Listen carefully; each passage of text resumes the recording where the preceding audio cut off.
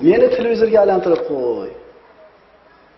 3-sinfni o'qituvchisi o'zini bolalariga insho yozdiradi. Mavzusi Allohdan o'zingiz uchun nimani so'ragan bo'lardingiz?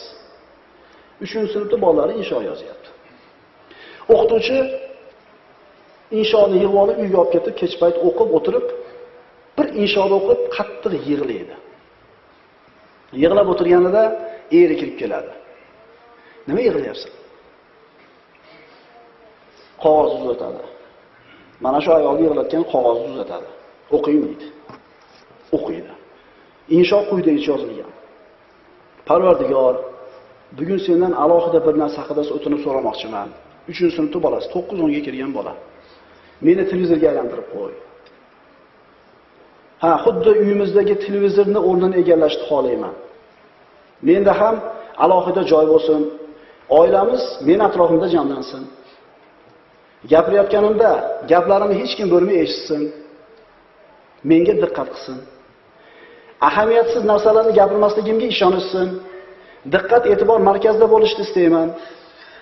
Agar meni televizorga aylantirib qo'ysang,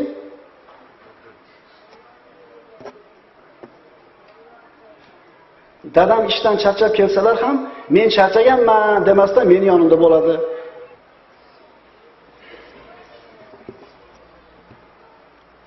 Allohim solsin. Agar meni televizorga aylantirib qo'ysang, onam xafa bo'lib yolg'iz qolganda meni o'zidan nari qilmaydi. Qaniydi ota-onam hamma narsani unutib, xuddi televizorda oldida o'tirgandek men bilan o'tirsa edi. Parvardigor, balki ko'p narsa so'ramayotgandurman, lekin chin tildan so'rayapman. Meni televizorga aylantirib qo'y. Haligi o'qiyotgan erkak baqirib yubordi. Bu dahshat bu dedi. Bechora bola dedi. Yig'layotgan ayoldan qaysi odamning bolasi ekan bu deganida, dadasi biz bolamiz shu deydi. Albatta bu qissa biz haqimizda emas, to'g'rimi? Biz unaqa emasmiz. Hech qaysimiz televizorda oldida o'tirmaymiz.